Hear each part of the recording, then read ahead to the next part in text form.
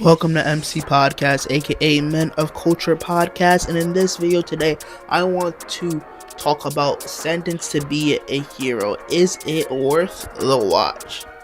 And the answer to that question is yeah, it's definitely worth the watch. The first two episodes have been great, honestly speaking. I had really no complaints whatsoever. The animation is smooth. Um, the characters are really good. The story has something to it that's like, let the man cook. They are cooking something good. They are chefing up in the kitchen. And I just want to talk about what makes this anime so good so far. It's definitely a breath of fresh air for fantasy slash isekai animes in general. They do things completely different, which I really like, but keep that generic thing. The generic stuff that's good, that you love in fantasy animes. First and foremost, the way they do the Demon Lord thing is more like an almost a blight or an infection. Like everything this demon blight thing touches, it infects. And it could be a person, it could be, as long as it's living life, like not trees and shit like that and plant life, but actual living life, animals, a person, whatever it is, it can infect and transform it into a part of the demon blight, bugs, whatever it is. So it makes it that much more difficult. And the demon lords are more like hive minds. It's like basically the flood from Halo, but probably like to a toned down degree, but still a degree that's pretty crazy. And obviously, by the title, Sentenced to Be a Hero. Being a hero in this world is not a good thing. It's actually a terrible sentence. You are forced to be a hero for all eternity. Basically enslaved to do work and to be expendable. The way they kind of sentence you, they put these like marks on you, and you basically, if you die, you can get rezzed over and over again.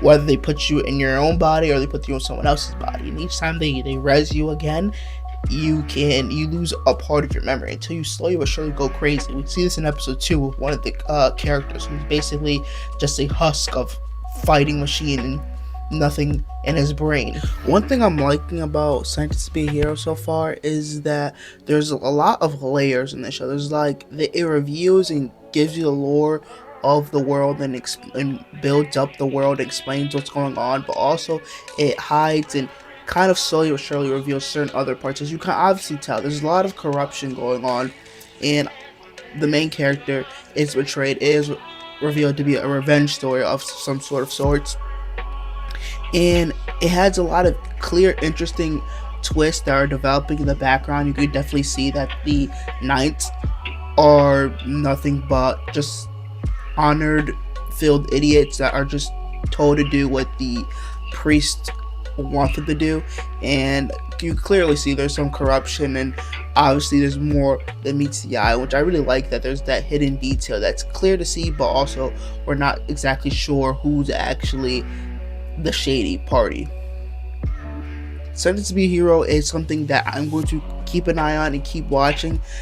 Only 12 episodes are coming out, but I gotta say, these 2 episodes have been absolutely amazing. I've enjoyed it thoroughly. I can't wait till they introduce the other characters for the part of the other heroes. They all are interesting. I don't remember the dude's name, but the dude that believes he's like a king, probably one of my favorite already. He just talks mad shit, pretty logical overall. Besides him thinking that he's the king of a kingdom that's obviously not his, but I think he's pretty interesting character. I think there's definitely a lot that's gonna go on in this show, and I have a lot of high hopes for it. I think it's definitely gonna be one of those better fantasy animes that we're gonna love, and it's definitely gonna be worth the watch. If the first episode didn't get your attention, the second episode will. The second episode didn't get your attention, the third will definitely, because I think the third episode is definitely gonna be where shit pops off.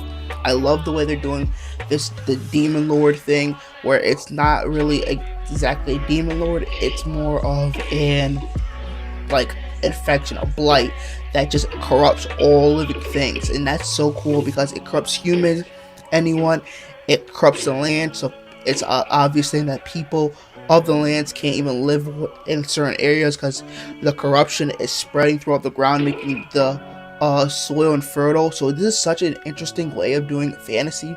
I think it's completely different from what's typically done, and this demon lord or demon blight thing is such a great thing that makes the show definitely stand out from other shows. And obviously the being a hero, considered a hero being a terrible terminology and a bad thing, is also a great twist, which is the two things I think that make this anime stand out for me. And I'm excited to see what's going on. It definitely, I gotta say, this might be a hot take, this will be for the end.